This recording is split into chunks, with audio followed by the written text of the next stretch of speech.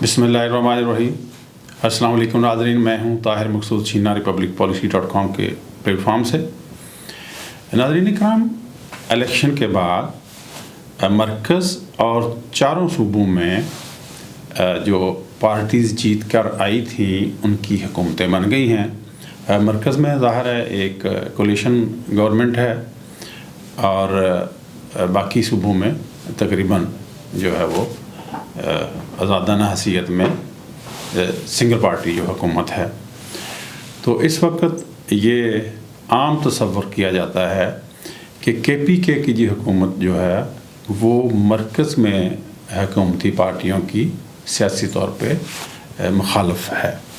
और इस वक्त जो ख़बर आम है वो ये है कि चीफ़ सेक्रेटरी KPK की तब्दीली के लिए चीफ़ मिनिस्टर KPK ने मरकज़ को, वफाकी हुकूमत को ख़त लिखा है और प्रपोज़ किया है एक और अफसर को कि उसको चीफ़ सेक्रेटरी KPK लगा दिया जाए।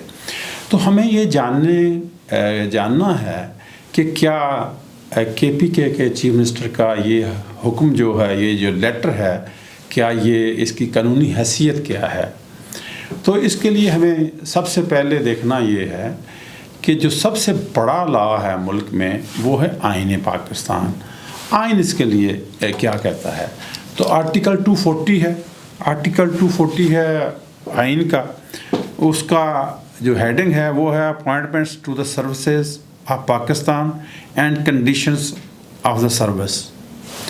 वो कहते हैं कि in the case of the services of the federation posts in connection with the affairs of the Federation and all Pakistan services by or under Act of Majlis Shura Parliament.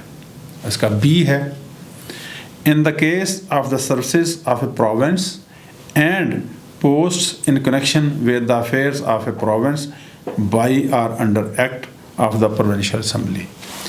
Meaning by this कि अगर तो कोई ऐसी post हैं जो federation से मुतल्लिक़ा हैं तो उसके बारे में जो कानून साजी होगी उसका इख्तियार जो है पार्लियामेंट के पास है, और जो सूबे के मुतल्लिक़ा कोई पोस्ट्स हैं उसके बारे में कानून साजी जो है वो सूबे के पास होगी या सूबाई असम्बली के पास होगी।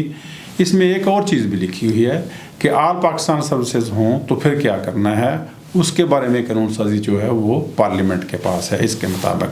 लेकिन उन्होंने जो आल पाकिस्तान सर्विस है उसकी तशरीह की हुई है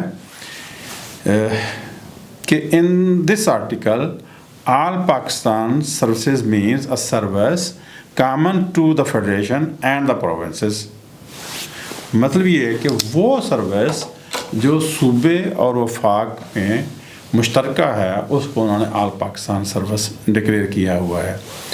अब ये एक डिस्प्यूट पैदा हो गया कि कौन सी, अब ये जो है ये कहाँ पे लिखा हुआ है कि कौन सी सर्विसेज जो हैं या कौन से सब्जेक्ट्स जो हैं वो फेडरेशन के हैं और कौन से सूबे के हैं और कौन से कॉमन हैं।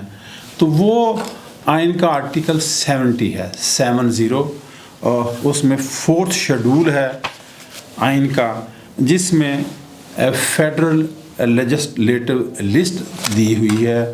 उसके 2 पार्ट हैं।